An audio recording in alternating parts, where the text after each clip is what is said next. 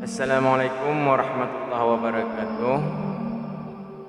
Nyo nasabah syair daripada kamu alumni Dayah Darul Muta'allimin atau Masjid Tuhan Melayu kepada yang jabut Pak Dayah Darul Muta'allimin. Semoga yang jabut dan kamu mendoakan mandung pada urun-urun Malim wujud nepudang dayah doa daripada nipat tempat yang mulianya.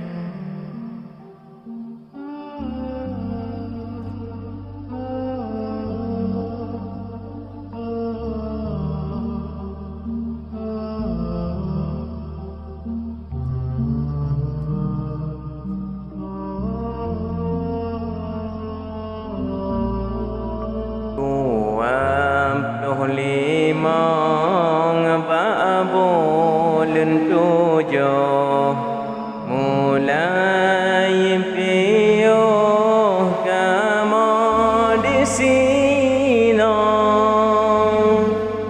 malam Jumaat yang ke malam pun cuma dalam ton wari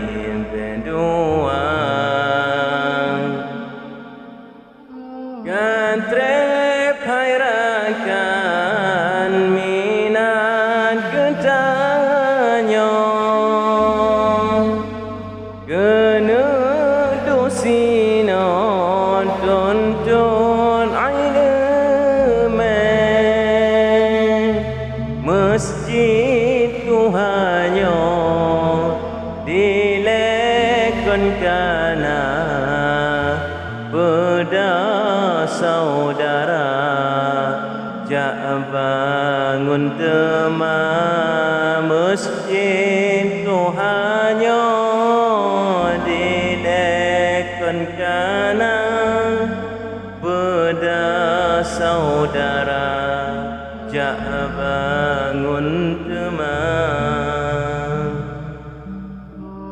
wahai di ayah yang di kampung kamu tolong jalan agama kamu antar obat tempat ber supaya wujud ilmu agama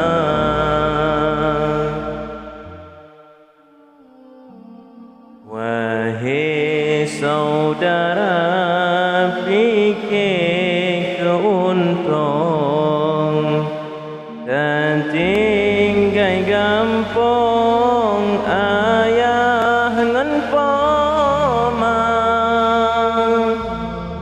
sia-sia kata bahwa dah pecah oleh dalam agama wahai saudara beryakin-yakin berajin-rajin minta ilmu sebab ilmu modal getanya ke untuk dawa alam baqa sebab ilmu modal getanya ke untuk dawa alam baqa wahai saudara yang di kampung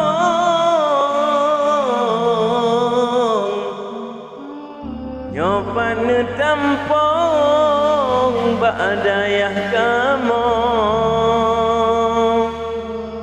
dayah kamunya Darul Musalimin yang kepimpin ulama muda dayah kamunya Darul Musalimin yang kepimpin ulama muda.